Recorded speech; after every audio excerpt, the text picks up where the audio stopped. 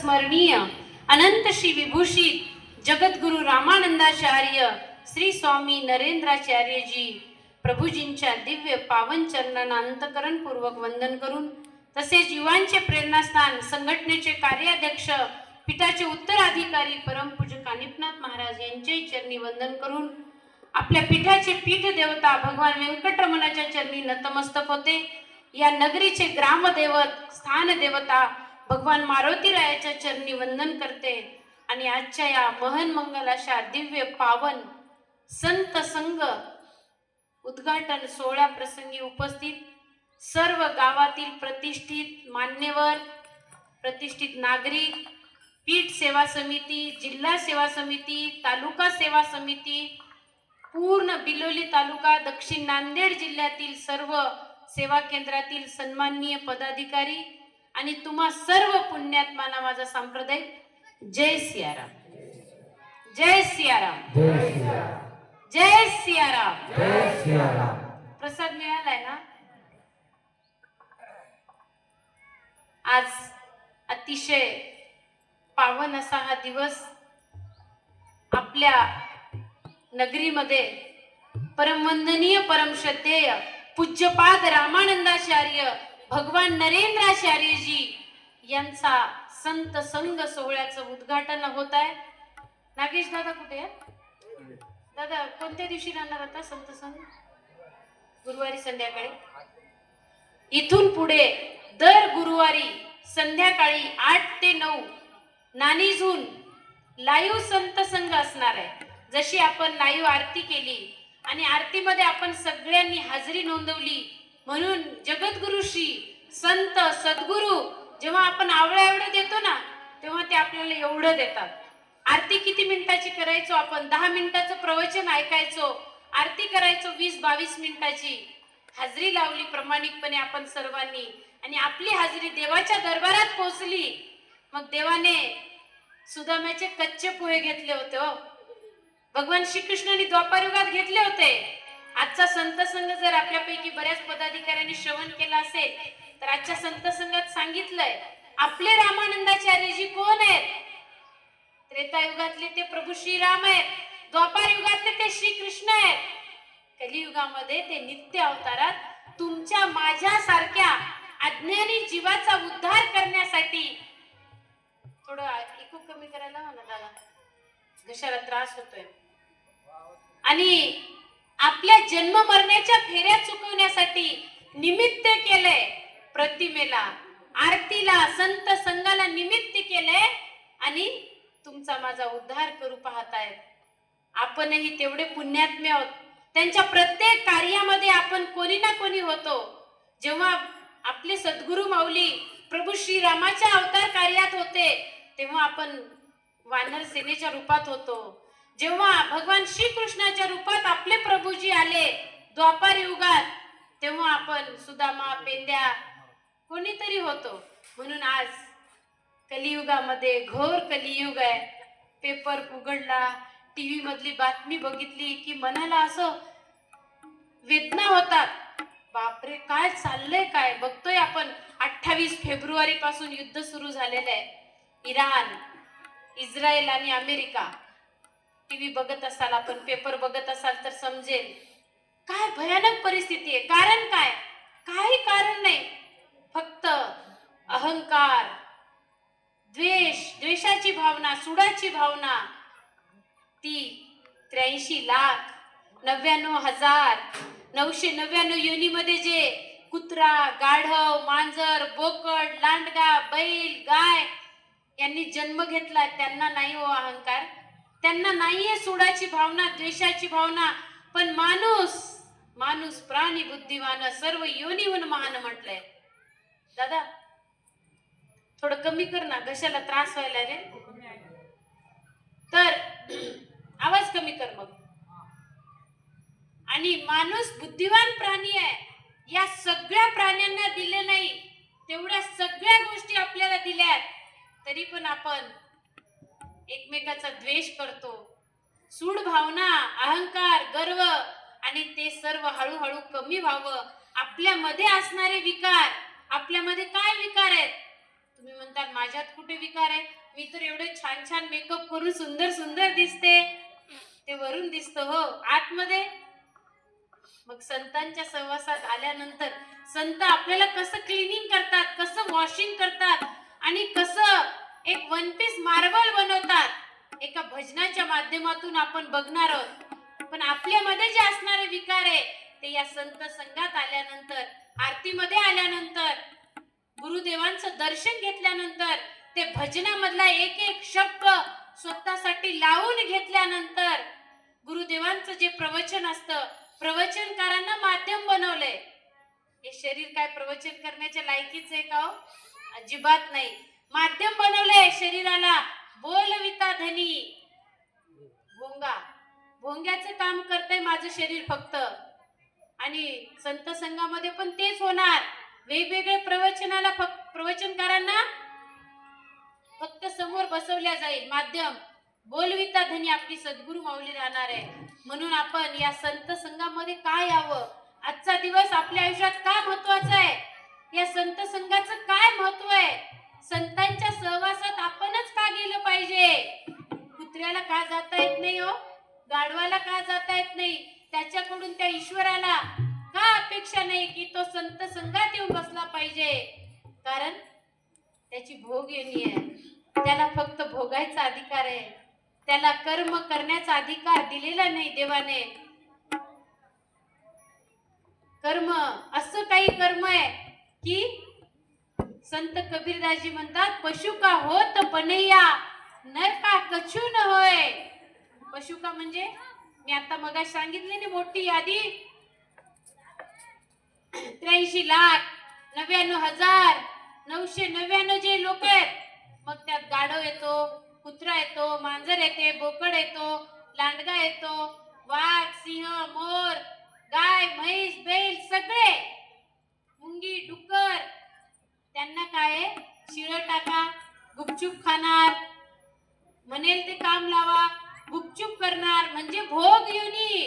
आणि तुमची माझी स्वतंत्र योनी, कर्म योनी, कर्म करण्याचा अधिकार आहे. म्हणून संत कबीरदासजी म्हणतात, आपल्याला थोडासा चिमटा घेतात, जाग करू पाहतायत आणि म्हणतात खूप त्रास होतोय. पशु का होत पनैया. पनैया म्हणजे पशु, म्हणजे प्राणी जर वारला तर त्याच्या चमडीपासून म्हणे पायातलं पादत्राण बनवता येईल, चप्पल, जोडे. पण नर का कछु न होय. कछु न होय म्हणजे थोडं थोडं बोला ना. काहीच नाही होणार म्हणताय. आपण जर मेलो तर आपल्या चमडीपासून चप्पल पण बनणार नाही. आपल्या जगद्गुरुशींनी मोडीत काढली हो ही पण पंक्ती आणि सांगितलं काय,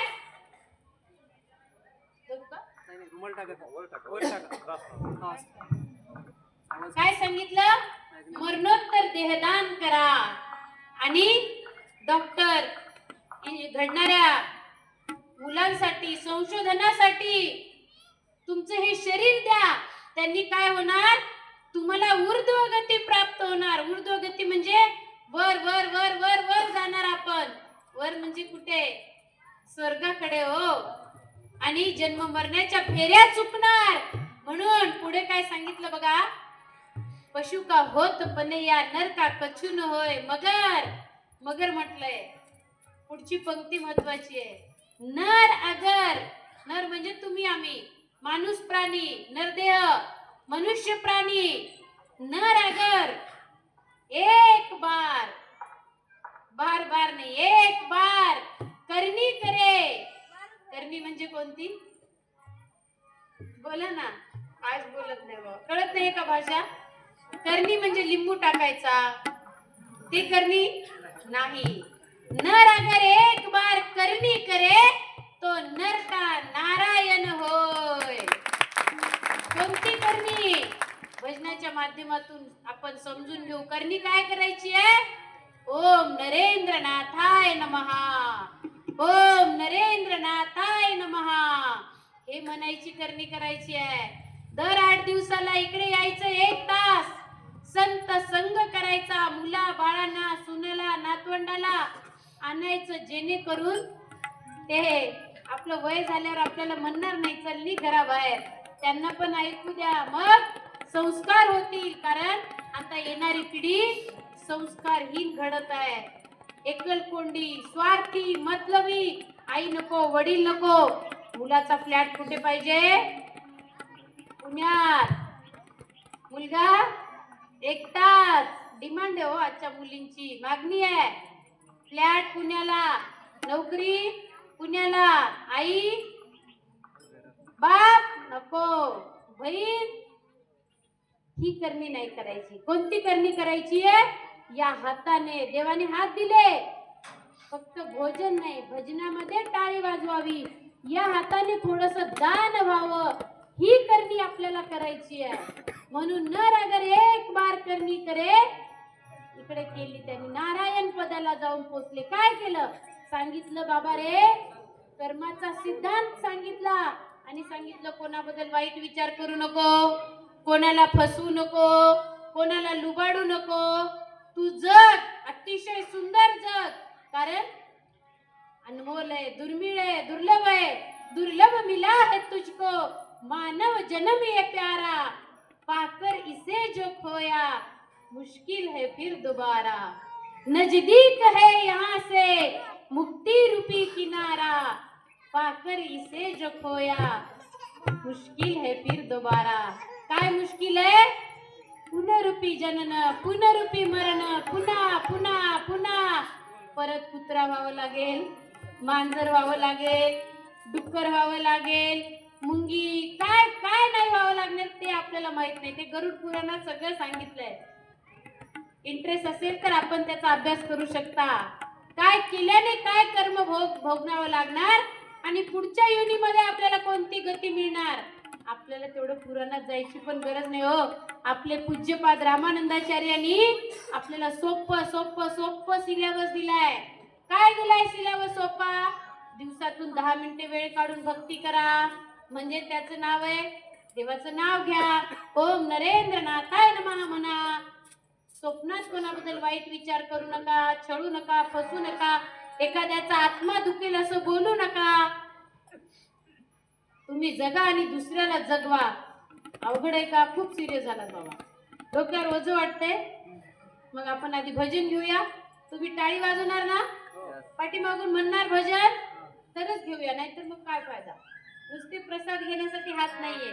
सुंदर टाळी वाजवा, मुखाने भजनामध्ये सहभागी व्हा आणि मग आपण पुढे अजून थोडं थोडं समजून घेऊया की या संतांच्या सहवासाचं महत्व काय आहे आणि माणूस नावाच्या प्राण्याने संत संग का करावा, का गेलं पाहिजे त्या संतांकडे. त्या संतांकडे गेल्यानंतर इकडे येऊन आठवड्याचा संत संग केल्यावर मला काय मिळेल, हे सगळं समजून घेऊया. चालेल? मग भजन घेऊया. संतन के संग लाग रे, तेरी अच्छी बनेगी. संतन के संग लाग रे, तेरी अच्छी बनेगी. संतन के संग लाग रे, तेरी अच्छी बनेगी.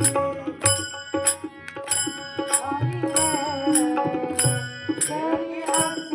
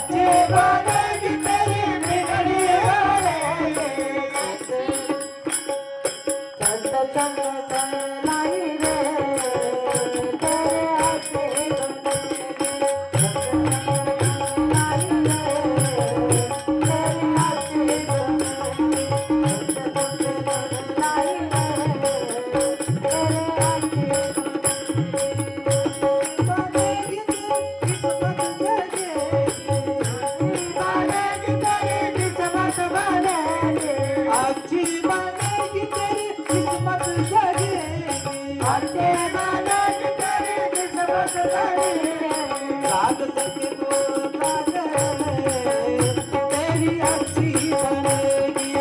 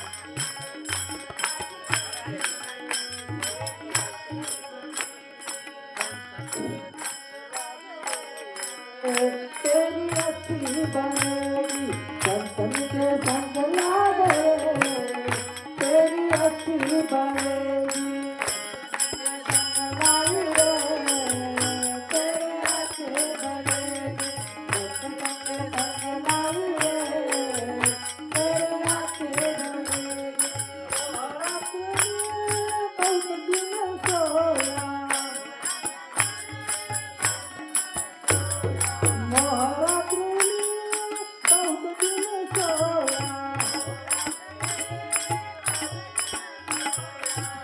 सके तो जाग सके तो जागे तेरी अच्छी बनेगी तेरी अच्छी बनेगी संग लाई तेरी अच्छी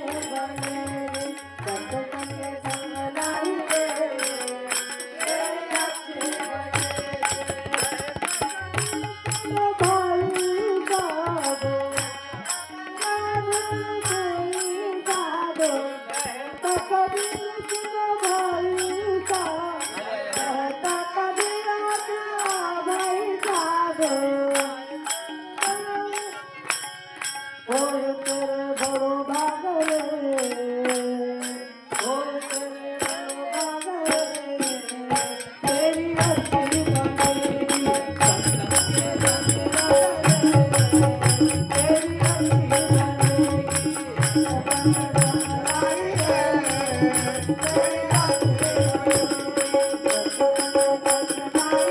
अच्छी बनेगी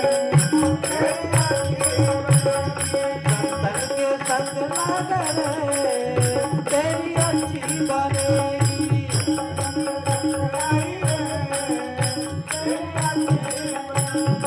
अच्छी बनेगी तेरी अच्छी बनेगी अच्छी बनेगी तेरी अच्छी बनेगी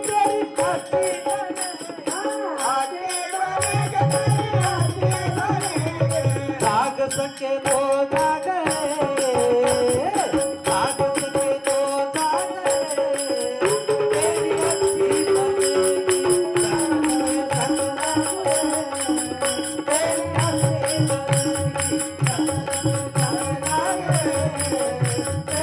अच्छी बनेगी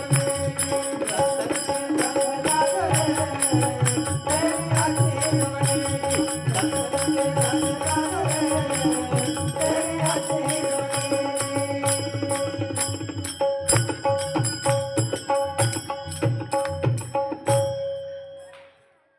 संतन के संग लाग रे तेरी अच्छी बनेगी तेरी किस्मत जगेगी अच्छी बनेगी तेरी बिगड़ी बनेगी काय सांगितलंय बघा, हे माझ्या लाडक्या लेकरा, हे मानवा, तू संतांच्या सहवासामध्ये ये. का? तुझ्या जन्माचं स्वहित साधण्यासाठी, तुझ्या जन्माचं सार्थक करून घेण्यासाठी तूच एकमेव असा मनुष्य प्राणी आहेस जो या संत संघामध्ये येऊन बसू शकतोस. तू चेक कर तुझ्या आजूबाजूला, माणूस सोडून दुसरा कुठला प्राणी बसलाय का? डावीकडे बघ, उजवीकडे बघ,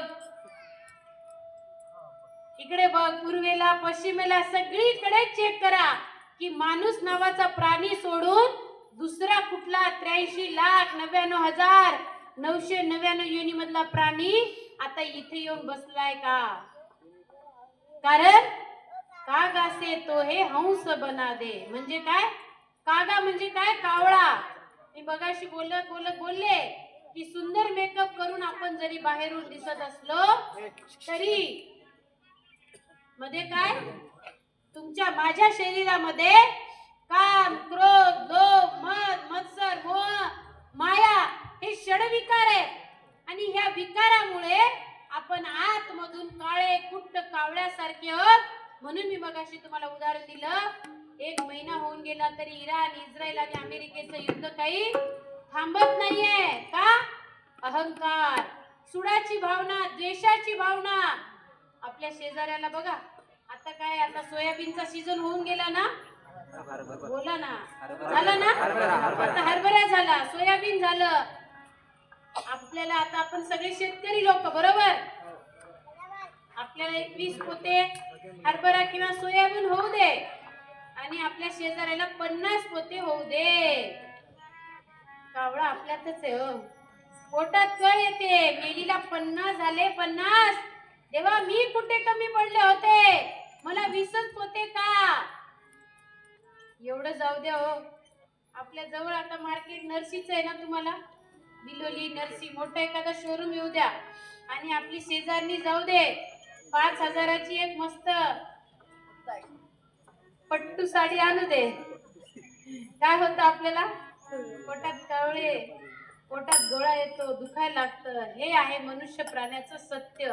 तुमच्या माझ्या शरीरामध्ये जसं एखादं घर बांधताना आपण वीट, वाळू, रेती, पाणी, सिमेंट, दगड, धोंडे सगळं वापरतो, तेव्हा जाऊन ते घर तयार होतं. तसंच तुमचं माझं शरीर हे षडविकार, रजोगुण तमोगुणाने बनलेलं असल्यामुळे तुमच्या माझ्या शरीरातच हे विकार आहेत. म्हणून आपल्याला कावळ्यासारखं आपण आहोत.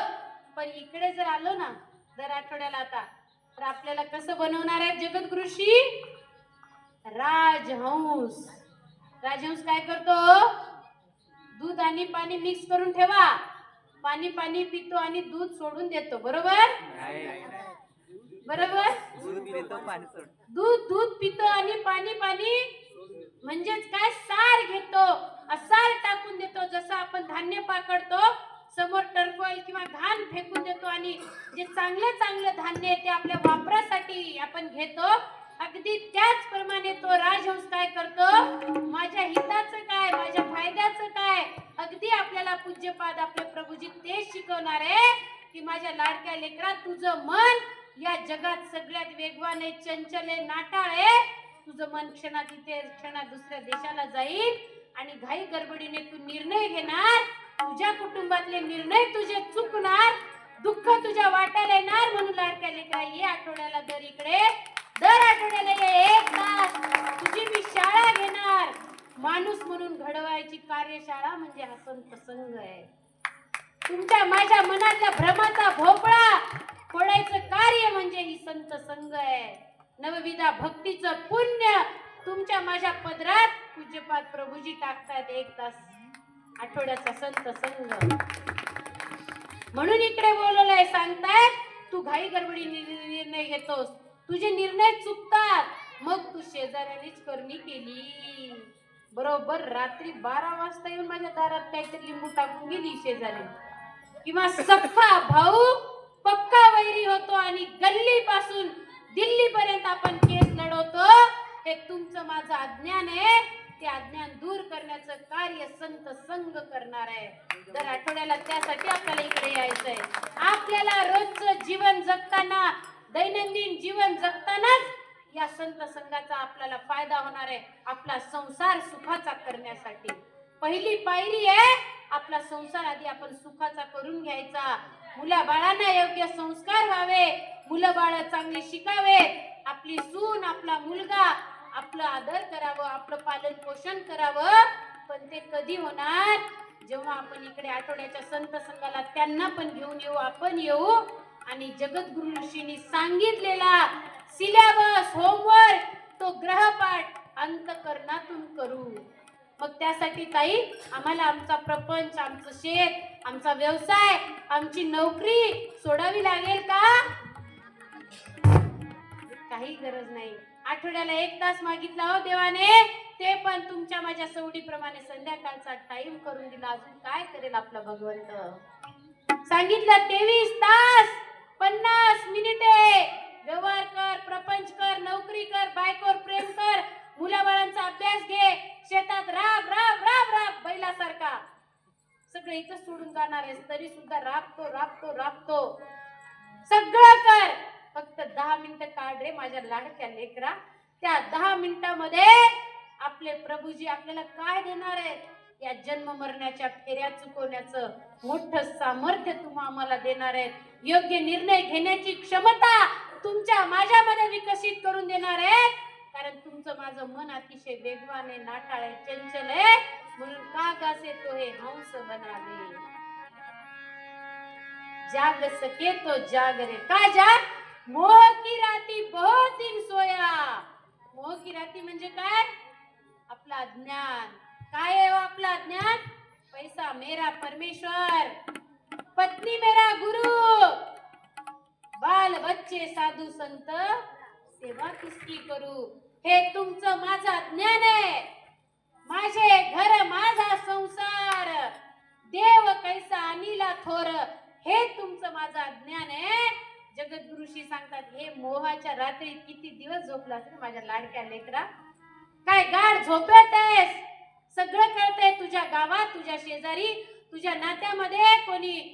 कोणाला देवाज्ञा झाली म्हणजे मृत्यू पावला तर जातोस, बघतोस. तो कितीही श्रीमंत असू दे, त्याच्याकडे किती गाड्या असू दे, प्रॉपर्टी असू दे, शेत असू दे, त्याच्या नावावर 100 एकरचा 7-12 असू दे, 10 एकर सुद्धा शेती सोड, 2 एकर सोबत नेली का हो कोणी?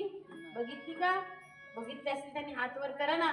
काय बोलते ग ताई तू प्रभूजी समोर उभी राहून? माझ्या तर नातेवाईकांना 2 नाही 10 एकर नेली होती. बोला छाती ठोकपणे, दिसली कोणाला? बघितलाय कोणी? हे अंतिम सत्य आहे. तरी सुद्धा आपण राब राब राब राबतो. शेवटच्या श्वासापर्यंत आपल्याला आपला प्रपंच सुटत नाही. प्रभूजी म्हणतात सोडायची गरज नाही, पण सार जाणून घे.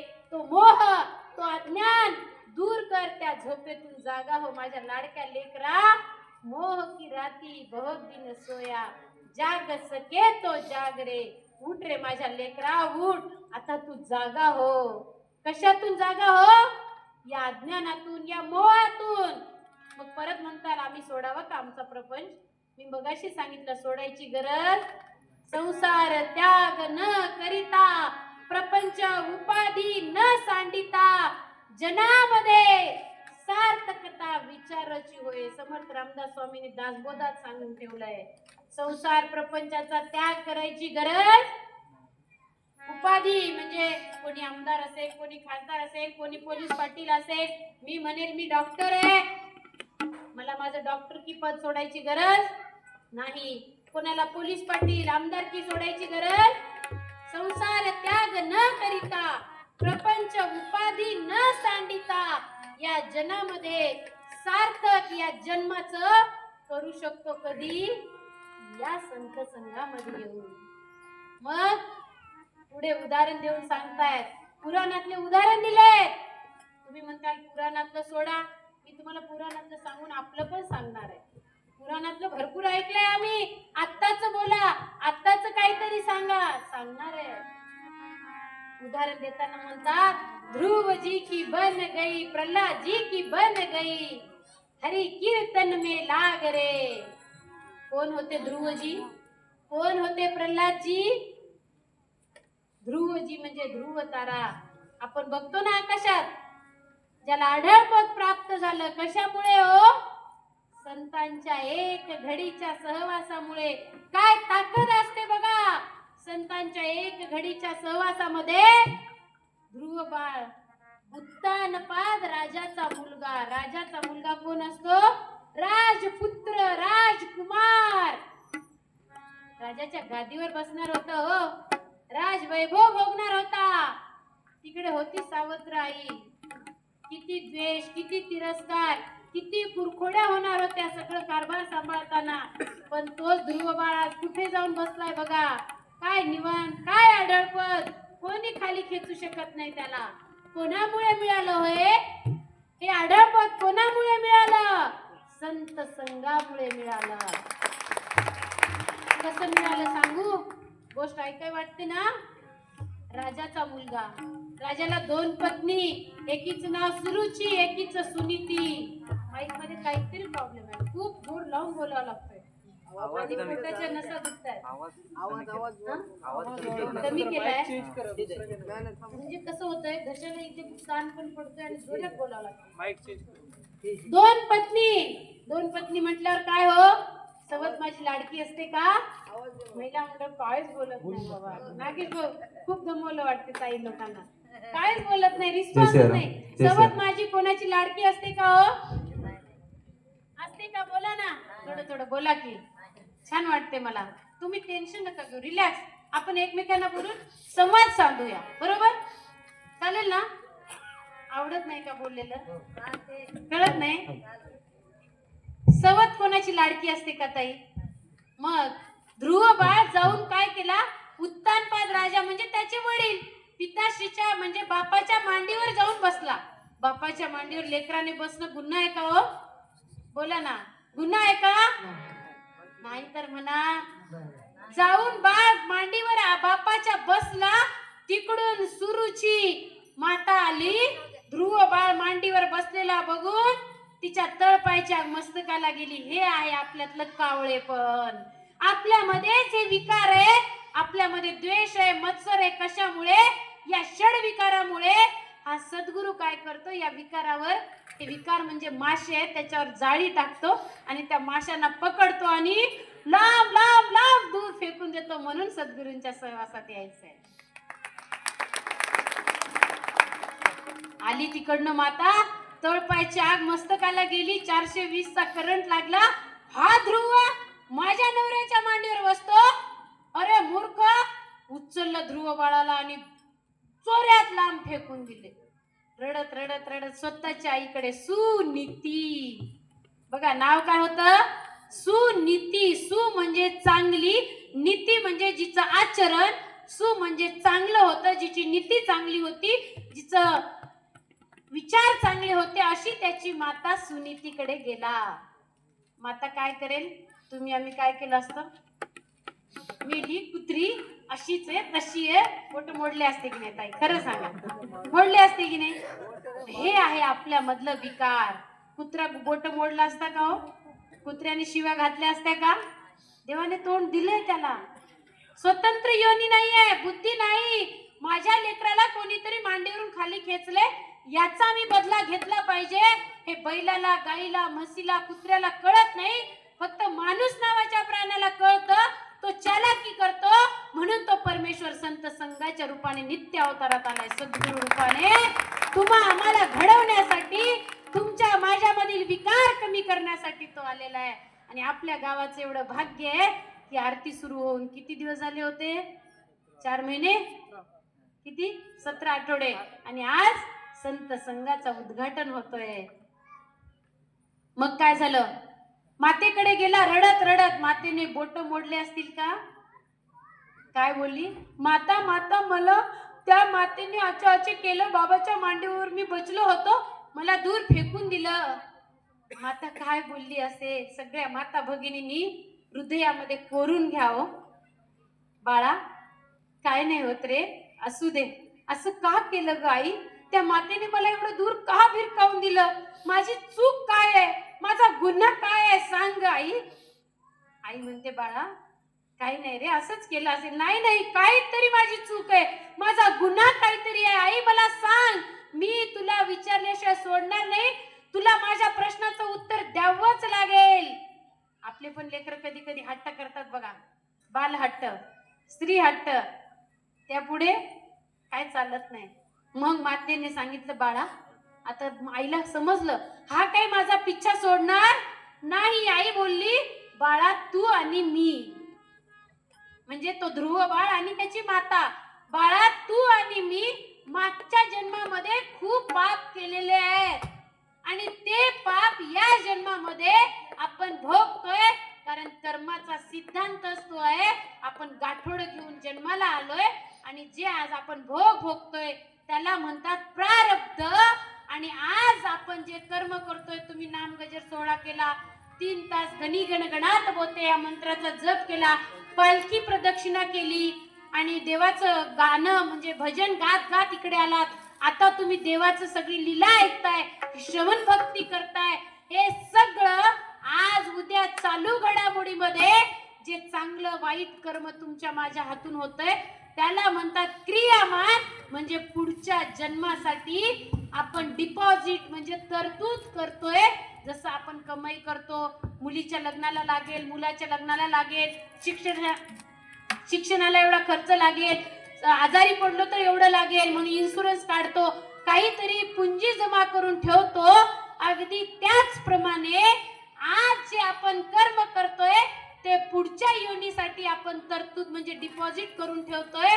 आई बोलली, बाळा आता आपण चांगलं वागतोय ना माझ्या लेका, पुढच्या जन्मात त्याचा फायदा मिळेल रे.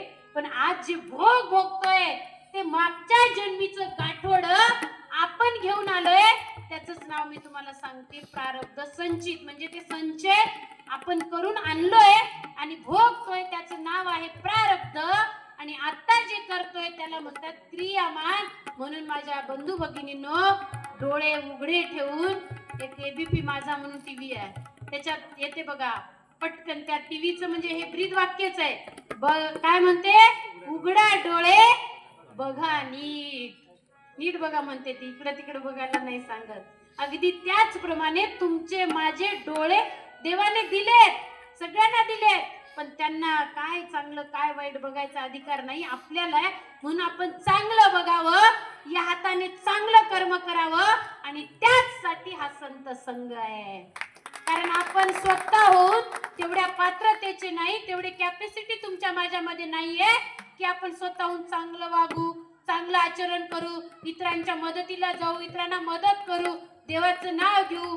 ते सगळं आपण करू शकत नाही, कारण आपल्यामध्ये विकार आहेत. मी मग सांगितलं, जसं घर बनताना सगळ्या गोष्टी वापरतो, वीट पेती वगैरे वगैरे, तसं तुमचं माझं शरीर बनताना हे षडविकार मध्ये आहे. म्हणून आपण चांगलं वागू शकत नाही. म्हणून देवाला काळजी लागली होती. म्हणून आपल्या गावामध्ये तो देव आरतीच्या रूपाने, संत संघाच्या रूपाने आलेला आहे. चला सत्संगाला जाऊ, चला सत्संगाला जाऊ, चला सत्संगाला जाऊ, चला सत्संगाला जाऊ, चला सत्संगाला जाऊ, चला सत्संगाला जाऊ, चला सत्संगाला जाऊ, चला सत्संगाला जाऊ. या संताच्या संगतीन देव, या संताच्या संगतीन देव निराकार हा पाहू. चला सत्संगाला जाऊ, चला सत्संगाला जाऊ, चला सत्संगाला जाऊ, चला सत्संगाला जाऊ, चला सत्संगाला जाऊ, चला सत्संगाला जाऊ, चला सत्संगाला जाऊ, चला सत्संगाला जाऊ. संत संघाचा महिमा मोठा, त्यात चुकाला नाही तोटा. सत्संगाला महिमा मोठा, त्यात चुकाला नाही तोटा. संत संघाचा महिमा मोठा, त्यात चुकाला नाही तोटा.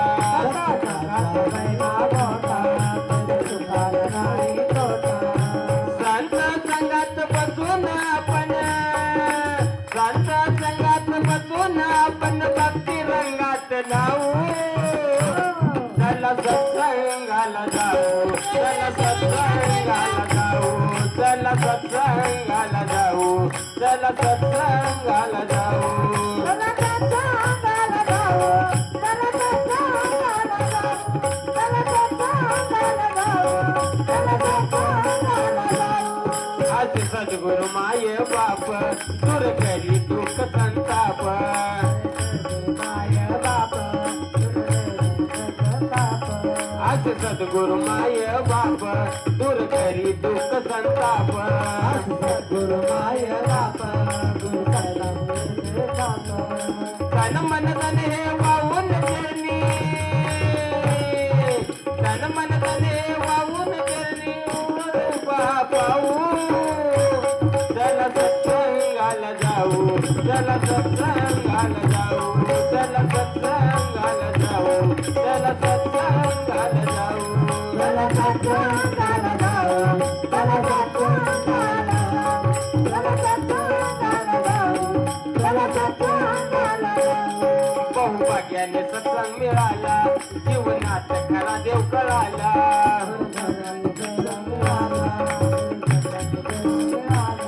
बहुभाग्याने सत्संग मिळाला जीवनात खरा देव कळाला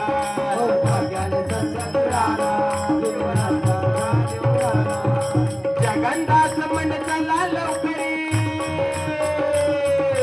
जगन्नाथ मन चला लवकरी रूप देवाचं पाहू चला सत्संगाला जाऊ चला सत्संगाला जाऊ चला सत्संगाला जाऊ चला सत्संगाला जाऊ चला सत्संगाला जाऊ चला सत्संगाला जाऊ चला सत्संगाला जाऊ चला सत्संगाला जाऊ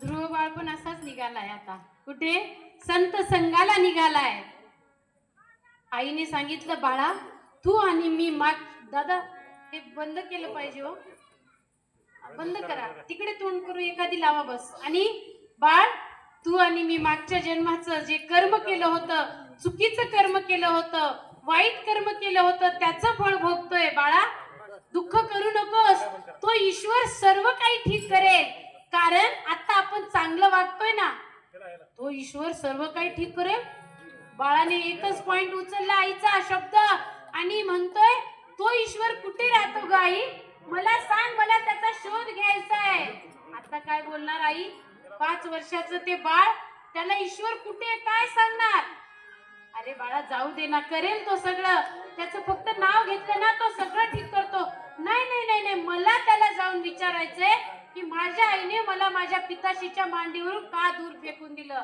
मला सांग तो ईश्वर कुठे राहतो बराच वेळ त्यांचा संवाद चालला वेळेअभावी मी जरा पटपट गोष्ट सांगणार आहे आणि बोल बोल कुठे राहतो बोल आईने सांगितलं तो खूप दूर राहतो जंगलात राहतो आणि मग असं म्हटल्यानंतर काय केलं असेल बाळाने आईचा डोळा लागू दिला आणि हळूच जंगलात ईश्वराचा शोध घेण्यासाठी निघून गेला दूर दूर गेला जंगलात वेगवेगळ्या मायेने त्याला त्रास दिला एक क्षण असा आला की ब्रह्मर्षी नारद मुनी म्हणजे संतांचा संघ त्याला मिळाला नारद मुनीला विचारतो तो ईश्वर कुठे आहे बोला असं असं झालंय मला त्याला प्रश्न विचारायचा आहे तुम्ही सगळ्यांनी कृपा करून माझ्याकडे लक्ष द्या ते बघतील ते काय करायचं ते बरोबर कारण आपण जर आता थांबलो तर अजून उशीर होणार मग तुम्ही इकडे लक्ष द्या म्हणजे मला बरं वाटेल गोष्ट कळते ना मग तो निघाला ईश्वराच्या शोधार्थ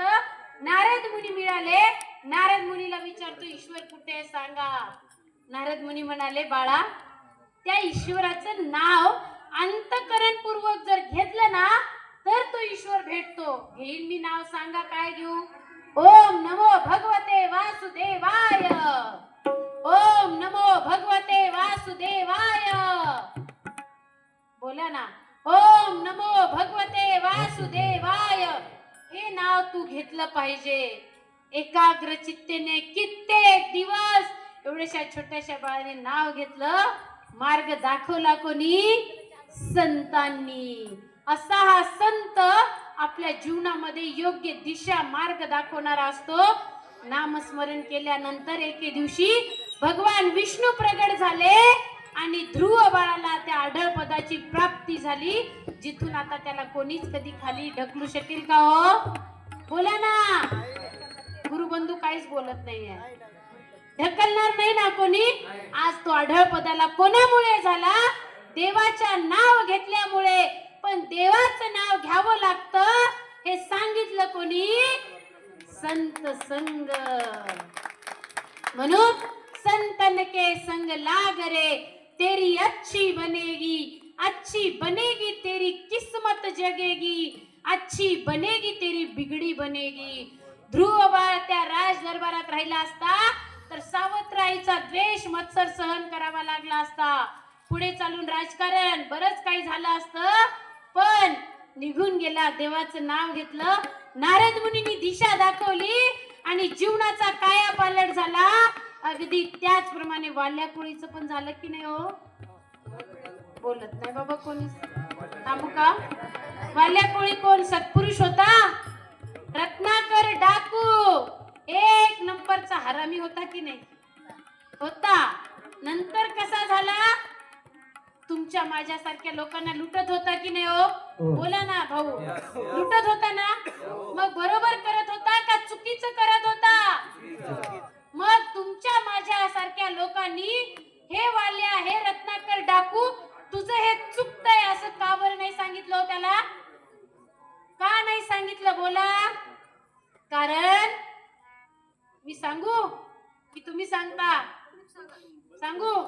तुमच्या माझ्या शरीरामध्ये विकार आहेत आणि तुमचं माझं शरीर किंवा तुम्ही आम्ही एवढ्या पात्रतेचे नाहीये की एखाद्याला योग्य दिशा, योग्य मार्ग आपण दाखवू शकत नाही. म्हणून त्याचे जे अधिकारी पुरुष आहे ना, अशा संत संघात येणं गरजेचं आहे. टाळ्या वाजवा आता. घेताना घेताना विठोबाचे ओ पर्वत जळती पापाचे ओ पर्वत जळती पापाचे ओ पर्वत जळती पापाचे. येताना येताना येताना विठोबाचे पर्वत जळती पापाचे ओ पर्वत जळती पापाचे ओ पर्वत जळती पापाचे. घेताना घेताना विठोबाचे ओ पर्वत जळती पापाचे पर्वत जळती पापाचे ओ पर्वत जळती पापाचे. वादकाळी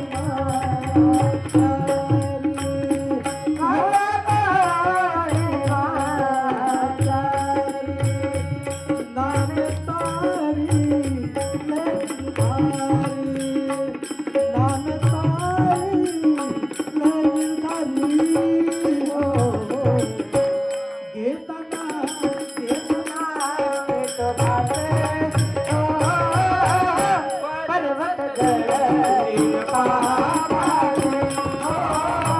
पर्वत जळती पापाचे ओ पर्वत जळती पापाचे.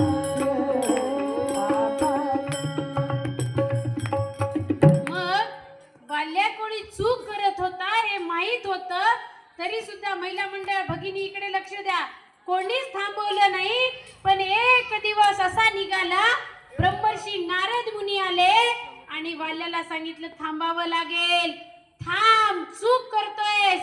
एवढंच सांगून निघून गेले का हो? का बरं उठून जाताय सगळे? काही अडचण आहे? कळत नाही भाषा? थांबायला पाहिजे का? प्रवचन थांबवायचं का? मग वाल्या कोळीला सांगितलं एवढ्यावर थांबून चालणार नाही. एवढे दिवस 7 भरले ना, 7 रांजण भरलेले बाबा. राम नाम घे, राम घेता येईल त्याला आता? आयुष्यभर नुसतं मारून मारून सवय झालेली. राम बोलेल का तो? बोला ना, आपण बोलू शकतो ना, मग बोला ना राम. मरा मरा मरा मरा मरा मरा मरा मरा मरा मरा मरा करत करत कसा बसा या वाणीवर, या जिभेवर काही दिवसानंतर राम नाम यायला लागलं. संतांचा सहवास लाभला आणि एवढं अंतकरणातून नाम घेतलं. घरी गेला होता सगळ्यांना विचारायला. सगळ्यांनी सांगितलं ना, आमचं पालन पोषण करण्यासाठी तुम्ही एवढं सगळ्यांना लुटलात, या पापात आम्ही सगळे वाटेकरी होतो बरं का तुमचे. तुम्ही घाबरू नका, आपण हे पाप सगळ्यांनी थोडं थोडं थोडं थोडं वाटून घेऊ. बोलले का असं घरचे? बोलले.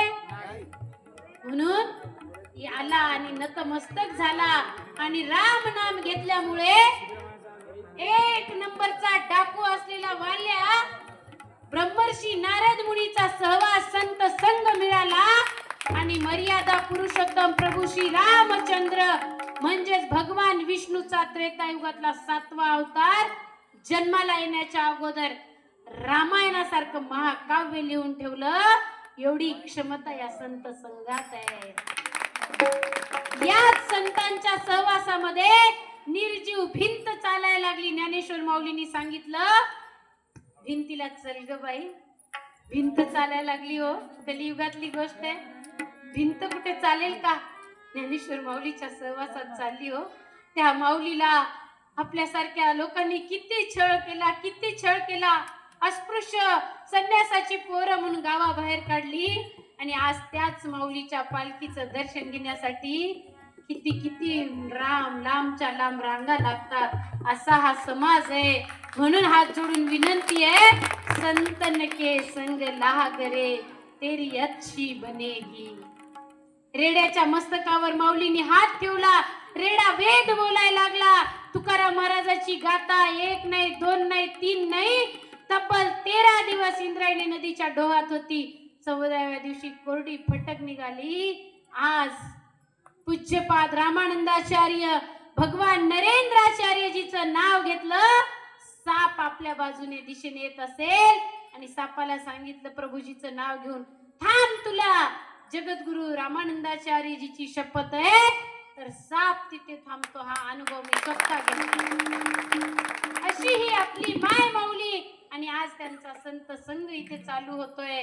भक्त प्रल्हादाला सुद्धा असंच झालेलं.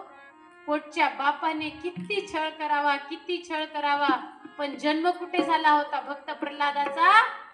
ब्रह्मर्षी नारद मुनीच्या आश्रमात. पोटामध्ये अंश कोणाचा होता? राक्षसाचा. सैतान, हैवानियत, नुसता तमोगुण खचाखच भरलेला राक्षस, दानव. अंश त्याचा, रक्त त्याचं. पोटात गोळा वाढत होता. पण नामस्मरण आणि संतांच्या सहवासाची ताकद सांगायची मला आज फक्त तुम्हाला. काय ताकद असते संतांच्या सहवासात. ओम नमो भगवते वासुदेवाय मंत्राचा उच्चार कानावर पडला. गर्भावर संस्कार झाले. बाळ जन्मल्यापासून नारायण नारायण नारायण नारायण बोलायला लागलं.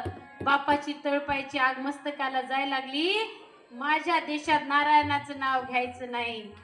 कार्ट काही ऐकत नव्हतं. उकळत्या तेलाच्या कढईत टाकला. कोणाला? भक्त प्रल्हाद. पोटच्या लेकराला कोणी टाकलं? बापाने टाकलं. बापाचं नाव काय? हिरण्यकश्यपू राक्षस होता. उंच कडेवरून ढकलून दिलं. नाग देवता ज्या रूम मध्ये राहतात त्या नागाच्या खोलीत 8 दिवस डांबून ठेवलं. एवढ्याशा लेकराला काय नाही उपाय केले. हत्तीच्या पायाखाली तुडवलं. काहीच उपाय चाले ना. आपण होळी पेटवतो ना, होळीचा सण झाला ना आताच. ती होलिका हिरण्यकश्यपू राक्षसाची बहीण होती. तिला वरदान होतं. काय वरदान होतं? की अग्नी तिला स्पर्श करू शकणार नाही. बसवलं बहिणीच्या मांडीवर. मोठीच्या मोठी होळी पेटवली. बहिणीला सांगितलं, अग्नी तुला स्पर्श करू शकत नाही बहीण. भावासाठी एवढं तर कर. कार्ट लय वैताग देते. भरपूर उपाय केले. कार्ट काय मरणा गेलंय, पेटून देतो, तुला तर अग्नीचा काही स्पर्श होणार नाही, तू सही सलामत बाहेर पडशील, हा कार्टात जळून खाक होईल. कार्ट होतं कोण हो? पोटच्या गोळा होता हो.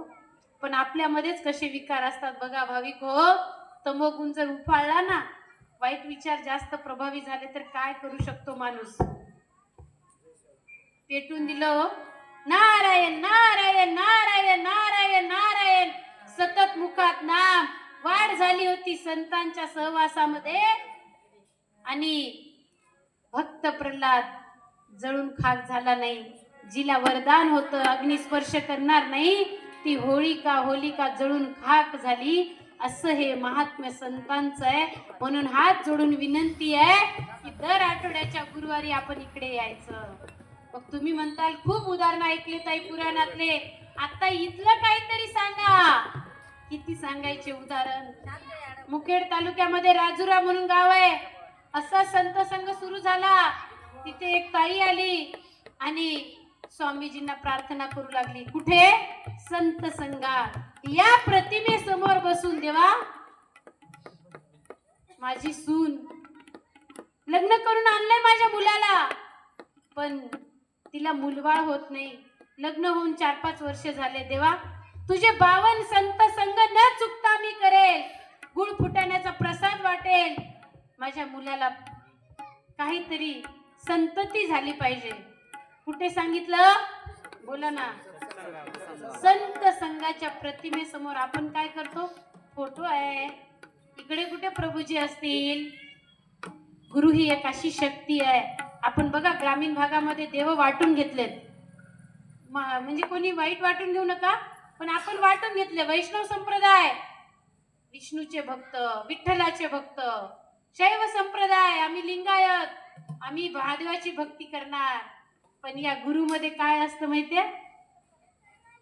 गुरुर ब्रह्मा, गुरुर विष्णू, गुरुर देव महेश्वरा. गुरु ही एक अशी शक्ती आहे जिच्यामध्ये ब्रह्मा आहे, विष्णू आहे, महेश आहे. नवे नवे गुरु साक्षात परब्रह्म. परब्रह्म म्हणजे सृष्टीला निर्माण करणारी शक्ती सुद्धा गुरुमध्ये. आणि अशा गुरुचा संत संघ मिळतोय. अजून थोडं फोडून सांगू. जेव्हा भगवान भोलेनाथाने विष प्राशन केलं तेव्हा अंगाचा दाह होऊ लागला. चंद्रग्रहण केलं माथेवर, गंगा आणली, गळ्यामध्ये नाग धारण केला. अंगातला दाह काही कमी होत नव्हता. राम नाम घेतल्यावर अंगामधला दाह कमी झाला. कारण भगवान भोलेनाथाचे आराध्य कोण आहेत? भगवान प्रभू श्री रामचंद्र आहेत. आणि जेव्हा भगवान प्रभू श्री रामचंद्र लंकेला जात होते सीतामाईचा शोध घेण्यासाठी, तेव्हा कार्य यशस्वी व्हावं म्हणून त्यांचे आराध्य कोण? भगवान भोलेनाथ. कोणाचे आराध्य? प्रभू श्री रामाचे. तुम्ही म्हणताल इकडे का हात करताय? आपले प्रभूजी भगवान प्रभू श्री रामाच्याच गादीवर विराजमान आहेत. कलियुगामधले तेच राम आहेत, द्वापार युगामधले ते कृष्ण कलियुगामध्ये आलेले आहेत. आपण त्यांना व्यक्ती म्हणून बघतो, म्हणून फसतो. मला पण अशीच फसगत झाली होती. मी पण विरोध केला होता कडाडून. डॉक्टर साहेबांना म्हटलं अशा महाराजाकडे जायचं नाही, आणि विरोध केला. सांगणार आहे मी पुढे. आणि मग भगवान भोलेनाथाची पिंड तयार केली, पूजा केली, अभिषेक केला. कोणी? प्रभू श्री रामचंद्रांनी. आणि सीतामाईच्या शोधार्थ लंकेसाठी प्रस्थान केलं. कारण भगवान प्रभू श्री रामाचे आराध्य भगवान भोलेनाथ आणि भगवान भोलेनाथाचे आराध्य प्रभू श्री राम आहे. आपलं अज्ञान आहे म्हणून आपण देवाला वाटून घेतलेला आहे. म्हणून हात जोडून विनंती आहे, कृपा करून असं काही करू नका. सर्वांनी इकडे यायचं, हा संत संघ करायचा. कारण गुरु ही एक अशी शक्ती आहे की ज्ञानी याचा राजा ज्ञानेश्वर माऊली म्हणते, ज्ञानदेव म्हणे तरलो तरलो, आता उद्धरलो सद्गुरु कृपे. जगद्गुरु तुकाराम महाराज म्हणतात, गुरु चरणी ठेविता भाव, आपोआप भेटे देव. देव गुरु पासी आहे, वारंवार सांगू काहे. नामदेव महाराज गुरु करणं मान्य नव्हते. का? विठ्ठलाला हृदयात खेळवलं होतं. माझ्या हातून विठ्ठल प्रसाद खातो, मी कीर्तन करतो. मी म्हणजे मी नाही हा, नामदेव महाराज. आणि विठ्ठल घाम पुसायला येतात. भगवान विठ्ठल माझ्या कीर्तनात नाचतात. मला गुरुकडे जायची काय गरज आहे? त्याच नामदेव महाराजांना जेव्हा गुरुचा अधिकार समजला तेव्हा सांगितलं, ज्याने गुरु नाही केला त्याचा जन्म वाया गेला. जयास वाटे देव पाहावा, त्याने सद्गुरु करावा. सद्गुरुन देवादिदेव पाविजेत नाही. ती ताई आली संत संघात, गाडी घसरली होती. पाठीमागून प्रभूजींनी सांगितलं, अनुभव सांगत सांगत बाजूला चालली ताई, ये इकडे ट्रॅकवर. असे हे सद्गुरू असतात बघा. आपल्या गुरुदेवांना त्यांचे गुरुदेव ट्रॅकवर आणून सोडतात आणि आमच्या सारख्या पामराला, प्रवचनकारांना आपले प्रभूजी ट्रॅकवर आणून सोडतात. आणि ताईंनी संत संघामध्ये संकल्प केला. प्रतिमा म्हणजे यजमानपद आपण याला म्हणतो. घरी घेऊन गेली, प्रभूजींना प्रार्थना केली आणि हा म्हणता त्यांच्या सूनबाई गर्भवती झाल्या, गरोदर झाल्या, डिलिव्हरीसाठी गेल्या. डॉक्टरांनी सांगितलं बाळाला पाणी कमी पडलंय, लातूरला जावं लागेल. उदगीरला गेल्या डिलिव्हरीला, लातूरला न्यावं लागेल, बाळाला काचेच्या पेटीत ठेवावं लागेल, सीझर करावं लागेल. परत रविवारचा दिवस ताई गेली संत संघात, गुरुदेवांना प्रार्थना केली, देवा तुमच्याच कृपेने माझी सूनबाई गरोदर आहे, तुमच्या कृपेने सगळं काही व्यवस्थित होऊ द्या, नॉर्मल डिलिव्हरी होऊ द्या. किती किती मागायचं हो देवाकडे. नॉर्मल डिलिव्हरी झाली. बाळाला थोडस 2-3 दिवस काचेत ठेवावं लागलं. परत यजमानपद घरी प्रतिमेसमोर बसली आणि प्रार्थना केली, देवा बाळाला आता सुखरूप बाहेर काढा. गुरुवारचा दिवस, बाळाला सुखरूप प्रभूजींच्या कृपेने सुट्टी झाली आणि ठणठणीत आई आणि बाळ सुखरूप घरी परत आले. मुझे इतना प्यारा गुरु मिला, गुरु का सोहना दरबार मिला.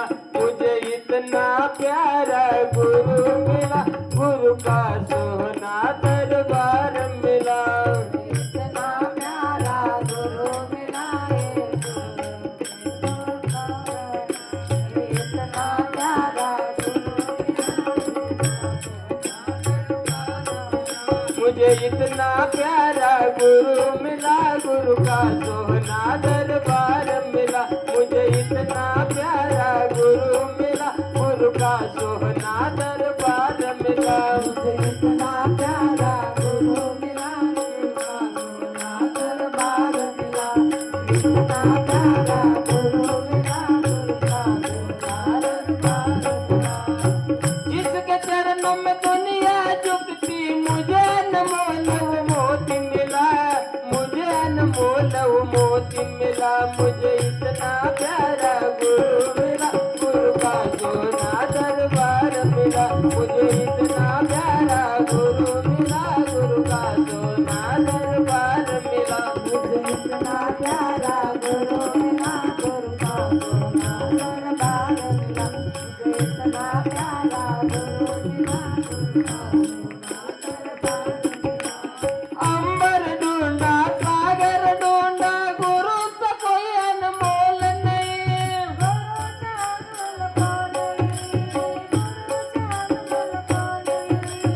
अंबर ढूंढा सागर ढूंढा, गुरु का कोई अनमोल नहीं.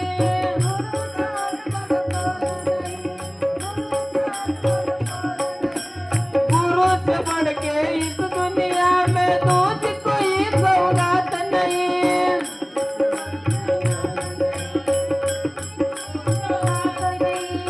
शायद मेरे अच्छे कर्म थे, शायद मेरे अच्छे कर्म थे, सदगुरु तेरा प्यार मिला, सदगुरु तेरा प्यार मिला. मुझे इतना प्यारा गुरु मिला, गुरु का सोना दरबार मिला. मुझे इतना प्यारा गुरु मिला, गुरु का सोना दरबार मिला. मुझे इतना प्यारा गुरु मिला, गुरु का अपने रंग में रंग डाला, किसी और रंग की चाह नहीं, किसी और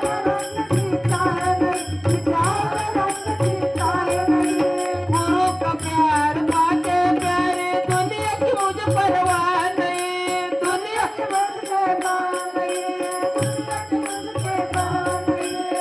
बड़ पाके मैंने गुरु को पाके, बड़ पाके मैंने गुरु को पाके, रब को भी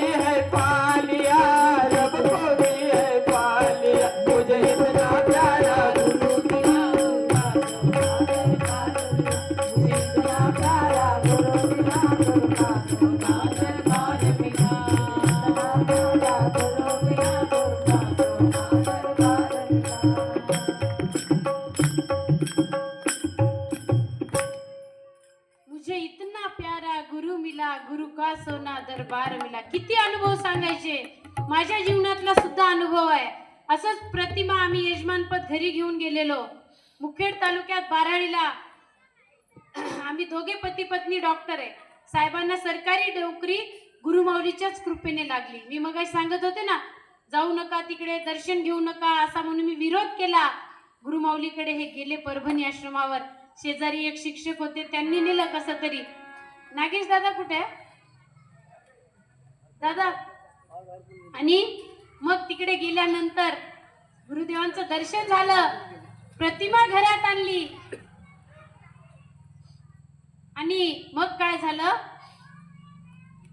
गुरुमाऊलीची भक्ती सुरू केल्यानंतर अवघ्या 15 दिवसामध्ये निरोप आला की नाशिक जिल्ह्यामध्ये सरकारी डॉक्टरच्या जागा निघाल्या आहेत.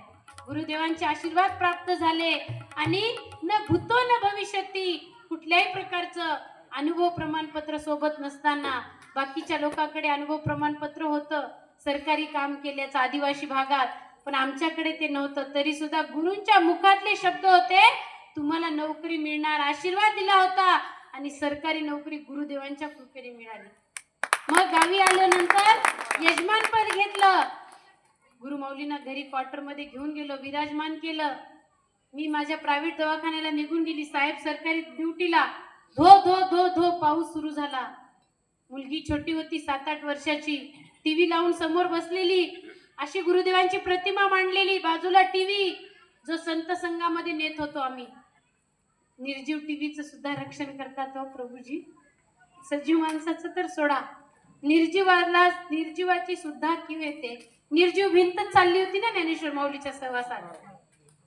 माझ्या निर्जीव टीव्हीचं सुद्धा रक्षण या देवाने केलंय. छत कोसळायला लागला, मोठे मोठे गोटे पडायला लागले. मुलीच्या डोक्यावर एवढा गोटा पडला तर मुलगी वाचेल का हो? मुलगी जिथे बसली आहे, जिथे गुरुदेवांना विराजमान केलंय, बाजूला टीव्ही. 3 जागा फक्त सोडून हॉलमध्ये, बाकीच्या सगळ्या रूम मध्ये एवढे एवढे छताचे मोठे मोठे धोंडे पडले. माझ्या बंधू भगिनीनं सांगा, ही खरंच प्रतिमा आहे फक्त फोटो आहे? गुरुदेवांची शक्ती आता फोटो मध्ये विराजमान आहे म्हणून मुलगी वाचली, टीव्ही वाचली हो. अशी ही गुरुमाऊली आज आपल्या नगरीमध्ये संत संघ चालू होतोय. एक्स्ट्रा डोस होईल एवढंच तुम्हाला सांगू इच्छिते की जिल्हा सेवा समिती किंवा पीठ सेवा समिती यांच्याकडून ज्या सेवा येतात आपल्याला, आता तुम्ही एक वर्ग तुमचा पुढे वाढलाय. आरतीमध्ये असताना पहिल्या वर्गात होतात, आता दुसऱ्या वर्गात तुमचा प्रवेश झालाय. थोडासा सिलेबस वाढणार आहे, सेवा येणार आहेत आपल्याला वेगवेगळ्या. आता माधुकरीची सेवा आलेली आहे, धान्य गोळा करून द्यायचंय. रोज आपण ठरवलं 100 लोक मी जेव घालते, मी काही धान्य पिठावर पाठवत नाही. शक्य आहे का माझ्या भगिनींनो? आपण रोज 100 लोक जेव घालू शकतो? आणि आपण जर धान्य गोळा करून दिलं ना, रोज 1000 नाही 1,00,000 लोक जेवतात. वारीच्या वेळेस 1,00,000 नाही 5 ते 10 लाख लोक जेवतात. आपण गोळा करून देतो त्या धान्यातून. मग किती पुण्य आपला देव आपल्या पदरात टाकतोय हो.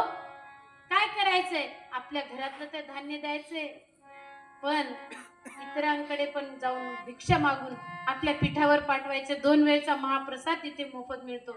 1000 नाही 100 नाही, रोज 50 लोक तरी आपण जीव घालू शकतो का घरी? 50 सोडा, रोज 10. एक पाहुणा आला तर आमच्या शहरात संपातच नाही. ग्रामीण भागातली परिस्थिती अजून चांगली आहे.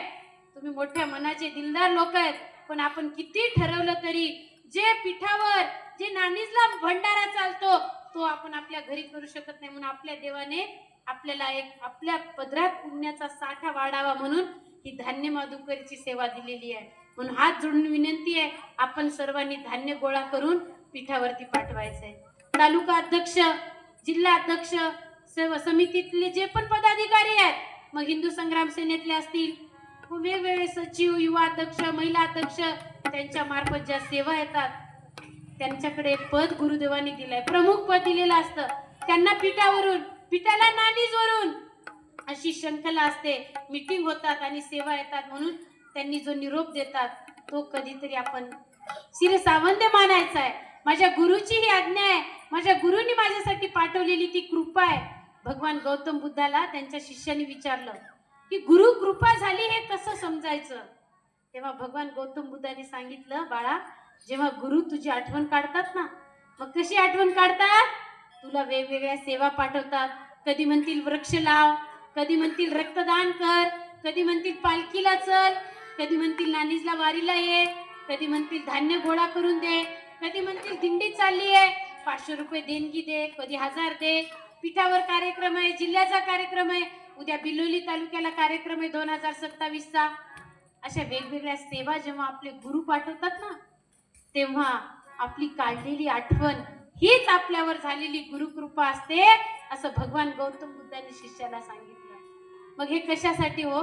तुमच्या माझ्या जन्माचा उद्धार व्हावा म्हणून आपले प्रभूजी आपल्याला वेगवेगळ्या सेवा पाठवतायत. आणि या जन्मामध्ये का सेवा करायची सांगू? का सांगू?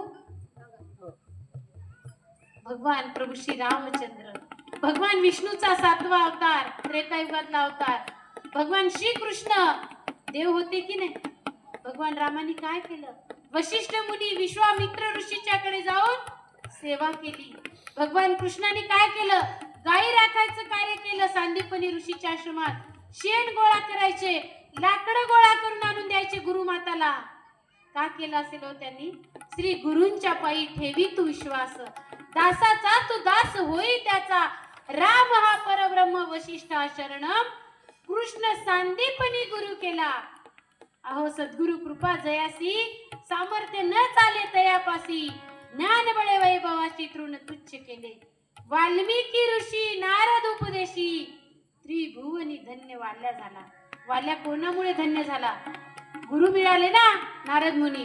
ध्रुवपद अडळपद कोणाला मिळाला? ध्रुव बाळाला कोणामुळे? ब्रह्मर्षी नारद मुनींनी दिशा दाखवली. भक्त प्रल्हादाचा उद्धार राक्षस कुळात जन्मून सुद्धा कोणामुळे झाला? संतांमुळे झाला. आणि आज तेच संत सद्गुरु रूपामध्ये आपल्या नगरीत आलेत. संत संघ सुरू झालाय, वेगवेगळ्या सेवा आपल्याला येणार आहेत. आता तुम्हाला एक बढती मिळाली, प्रमोशन झालंय, तुम्ही आता नवीन नाही राहिलेले आहेत, दुसऱ्या वर्गात गेलात, म्हणून आपल्याकडून थोड्याशा अपेक्षा वाढणार आहेत. सेवा, साधना आणि आचरण शुद्धी. सेवा करून, साधना करून आपल्या आचरणामध्ये आपण शुद्धी करावी म्हणून आपल्याला काय केलंय? फक्त 600 रुपये मागितले हो. रोजचे 2 रुपये पण पडत नाही, 1 रुपये 85 पैसे काहीतरी पडतात. आणि आपल्याकडे मोबाईल प्रत्येकाकडे. आपल्याच मोबाईलमध्ये आपण यूट्यूब बघतो, रील बघतो, फेसबुक, व्हॉट्सअप, ट्विटर, इन्स्टा, त्याच्यातून काय मिळेल? पण गुरुदेवांची शाळा ऐकली ना, गुरुदेवांचे भजन ऐकले, आरत्या ऐकल्या, भक्ती दरबार ऐकलं, नित्य स्तोत्र ऐकलं, जप केला तर नक्कीच या जन्म मरणाच्या फेऱ्या चुकणार आहेत. बाकीच्या सगळ्या योनीचं तुम्हाला सांगितलं, त्यांना शिळं खाणं, सांगेल ते काम करणं, गाढवाला बैलाला राबावं लागतं, ते आपल्याला नाहीये. आपली कर्मयोनी आहे, स्वतंत्र योनी आहे. म्हणून परमेश्वराची अशी अपेक्षा आहे की तालुका अध्यक्ष असेल, जिल्हा अध्यक्ष असेल, त्यांनी ज्या सेवा सांगितल्या त्या सेवेमध्ये माझ्या लाडक्या लेकरा तू भाग घे. किंतु परंतु संशय मनात आणू नको. तो त्याच्या घरची सेवा तुला सांगत नाही, तो त्याच्या मनातलं बनवून सांगत नाही. मी त्याला दिलेली सेवा तो तुझ्यापर्यंत पोहोचवायचं पोस्टमॅनचं काम करतोय. म्हणून आपण सर्वांनी तालुका समितीकडून आलेल्या सेवा इथून पुढे करायच्या आहेत. आणि बाकीच्या योनीमध्ये हे सगळं करता येत नाही, कारण त्यांना भोगावं लागतंय, शिळं खावं लागतं, राबावं लागतं. पुन्हा पुन्हा का सांगते तर आपण किती अनमोल आहोत, किती दुर्मिळ आहोत, किती दुर्लभ आहोत हे तुम्हाला कळावं, हाच उद्देश होता. आपणच संत संघात येऊ शकतो, आपणच नाव घेऊ शकतो, आपणच पालखीला जाऊ शकतो, आपणच कीर्तन ऐकू शकतो, आपणच पायीवारीमध्ये भाग घेऊ शकतो, आपणच धान्य गोळा करून लाख लोकांच्या मुखामध्ये अन्नदानाचं पुण्य आपल्याच पदरात पाडून घेऊ शकतो. कुत्र्याला, गाढवाला, बैलाला, गाईला हे सुविधा नाहीये. म्हणून माझ्या लाडक्या बंधू भगिनींनो, थांबता मी एवढंच सांगेन, 3 लोक 9 खंड में गुरु से बड़ा न कोय, करता करे न कर सके, गुरु करे सो होय. सब धरती कागज करू लेखनी वनराय. संत कबीरदासजी म्हणतात, सगळी धरती माता ही पृथ्वी, हिचा मी कागज बनवला. या पृथ्वी मातेवर जेवढे झाड आहेत ते तोडले आणि त्याची पेन बनवली. सब धरती कागज करू लेखनी वनराय, 7 समुंदर की मसी करू, गुरु गुण लिखा न जाय. 7 समुद्राची शाही बनवली. या सगळ्या पृथ्वी मातेचा कागज बनवला. या पृथ्वी मातेवर आहेत तेवढे झाड तोडले, त्याची पेन बनवली आणि शाही कशाची? 7 समुद्राची शाही बनवली. कल्पना करतायत कवी. आणि गुरूंचा महिमा वर्णन करायला बसलो, गुरु गुण लिखा न जाय. आणि असे गुरु, जे गुरु आहेत, जे सद्गुरु आहेत, सद्वस्तूचं ज्ञान त्यांना झालंय, जे धर्मगुरु आहेत, जे परात्पर गुरु आहेत, म्हणजे तुमच्या माझ्यासारख्या संसारिक जीवाने अडचण पडली की त्यांना हाक मारावी, एकाच वेळी हजारो लोकांच्या हाकेला धावून जाऊन प्रसंगात आपलं रक्षण करावं, त्याचं नाव आहे परात्पर गुरु. जे जगद्गुरु आहेत, सर्व गुरूंचे गुरु, सर्व गुरूंचे गुरु, जगाचे गुरु. 21 ऑक्टोबर 2005 ला आपल्या प्रभूजींना अयोध्या नगरीमध्ये अखिल भारतीय हिंदू धर्म परिषदेने पट्टाभिषेक सोहळा करून जगद्गुरु पद दिलेलं आहे. म्हणून ते गुरु आहेत. गुरु म्हणजे काय? गु म्हणजे अंधार, रु म्हणजे प्रकाश. आपल्या जीवनातला अज्ञान, अंधार. अज्ञान काय आहे सांगितलंय मी तुम्हाला. पैसा मेरा परमेश्वर, पत्नी मेरा गुरु, माझे घर माझा संसार, हे आपलं अज्ञान आहे. त्याला इथेच सोडून जायचंय हे माहित आहे, तरी त्याच्यातच जीव अटकतो. हे तुमचं माझं अज्ञान संत संघामध्ये दूर करण्याची ताकद ज्यांच्यामध्ये आणि तुमच्या माझ्या जीवनामध्ये प्रकाशाची, ज्ञानाची ज्योत पेटवायचं कार्य जे करतात त्यांना गुरु म्हणतात. म्हणून ते गुरु आहेत, सद्गुरु आहेत, धर्मगुरु आहेत, परात्पर गुरु आहेत, जगद्गुरु आहे. आणि ते आपल्याला सद्गुरु म्हणून लाभले. त्यांचा संत संघ आज सुरू होतोय. म्हणून आपल्या सर्वांचं पुन्हा एकदा मी हार्दिक हार्दिक हार्दिक अभिनंदन करते. जोरात एकदा टाळ्या वाजवा स्वतःसाठी. या संत संघात येऊन आपल्या मुलाबाळांवर योग्य संस्कार नक्की होणार आहेत. त्यांना पण घेऊन यायचं, सुनबाईला घेऊन यायचं आणि सर्वांनी या संत संघाचा लाभ घ्यावा. हजरी लावावी. हजरी देवाच्या दरबारात लागणार आहे. आणि मग सांगताना मी विसरले, 600 रुपये भरून आपल्याच मोबाईलमध्ये आपण आध्यात्मिक शाळा चालू करून घ्यावी. अतिशय सुंदर आपण 4 वेद काढून वाचू शकतो का हो? यजुर्वेद, ऋग्वेद, अथर्ववेद, सामवेद वाचू शकतो. 18 पुराण वाचू शकतो. गीता, उपनिषद, धर्मग्रंथ, श्रुती ग्रंथ, रामायण, महाभारत वाचू शकतो. एवढा वेळ आहे आपल्याकडे. त्याचं सार सोपं सोपं सोपं छोटं छोटं छोटं करून आपले प्रभूजी घशाला कोरड पडेपर्यंत सांगतायत. म्हणून हात जोडून विनंती करते, कोणाकोणाकडे आध्यात्मिक शाळा चालू आहे हात वर करा. ज्यांच्याकडे आध्यात्मिक शाळा चालू आहे हात वर करा. खूप कमी लोक आहेत ज्यांच्याकडे आध्यात्मिक शाळा चालू आहे. 600 रुपयाची साडी आपल्याला आवडत नाही हो मार्केटमध्ये गेल्यावर. ही दिसायला पांढरी आहे पण हिची किंमत किती माहितीये? 1800 रुपये. आपण 2000 3000 शिवाय साड्या घेतो का? खरं सांगा. 1000 शिवाय तर नक्की घेत नाही. पण 600 रुपये म्हणजे रोजचे 2 रुपये जर भरले ना तर एवढं ज्ञान मिळणार आहे. म्हणून विनंती करते, ज्यांच्याकडे शाळा चालू आहे त्यांच्याकडे जा आणि दादा हे घे 600 रुपये, मला शाळा चालू करून दे, अशी विनंती आपण करताल. त्यासाठी गुरुदेव आपल्याला सुबुद्धी देवोत एवढीच प्रार्थना गुरुदेवांच्या चरणी करते. आणि आपल्या सगळ्यांना भक्तीचा, नामाचा, सेवेचा, दान करण्याचा, पुण्य कमविण्याचा आणि ही भक्ती करून मुक्ती मिळवण्याचा छंद, गुरुमाऊलीच्या सेवेचा छंद आपल्या बुद्धीला लागावा एवढीच प्रार्थना त्यांच्या चरणी करते. आजच्या या शुभ दिनी आपण सर्वांनी मला श्रवण केला. तालुका सेवा समितीने मला ही संधी दिली त्याबद्दल आपले खूप खूप आभार मानते. बोलण्याच्या ओघात काही चुकलं असेल तर मला माफ करा. युवा वर्गांना हात जोडून विनंती करते डॉक्टर या नात्याने की 1 लाख रुपये नाही, 10 लाख नाही, 25 लाख नाही, 50 लाख रुपये जरी घेऊन निघालात ना तरी किडनी सारखा अवयव, लिव्हर सारखा अवयव मॅच होत नाही. मॅच झाला तर सूट होत नाही. आणि तंबाखू खाऊन, दारू पिऊन आपण तो देवाने चांगलं टणटणीत दिलेला देह, शरीर खराब करतोय. हात जोडून कळकळीची विनंती आहे, आपला मुलगा बेवडा व्हावा असं ज्यांना ज्यांना वाटत असेल त्यांनी खुशाल दारू प्यायची. प्यायची का? नाही हो, नाही प्यायची. कारण अनमोल, दुर्मिळ आहे हा जन्म. याला वाया घालवू नका. व्यसनाच्या आहारी जाऊ नका. सुटत नसेल तर नानीजला दर महिन्याला एक व्यसनमुक्तीची तारीख असते. त्या तारखेला आपण तिकडे गेलात तर नक्की आपली व्यसनमुक्ती आपले प्रभूजी करतात. त्यासाठी आपण सर्वांनी पुढाकार घ्यावा. आणि माता भगिनींनी दर आठवड्याला आपण इकडे येऊन, सर्वांनीच घरातील सगळ्यांनी इकडे येऊन या संत संघाचा लाभ घ्यावा एवढीच विनंती करते. आणि मी माझ्या वाणीला त्या ठिकाणी विराम देते. परमपूज्य कानिकनाथ महाराज की जय, जगद्गुरु रामानंदाचार्य नरेंद्राचार्य जी की जय, समर्थ सद्गुरु काळसिद्धेश्वर महाराज की जय, संत शिरोमणी गजानन महाराज की जय, आद्य जगद्गुरु रामानंदाचार्य जी की जय, सियावल्लभ रामचंद्र की जय. येडकुडवाडा वेंकटरमणा गोविंदा, आपण मुकुलवाडा अनाथ रक्षका गोविंदा. जय सियाराम, जय सियाराम, जय जय सियाराम.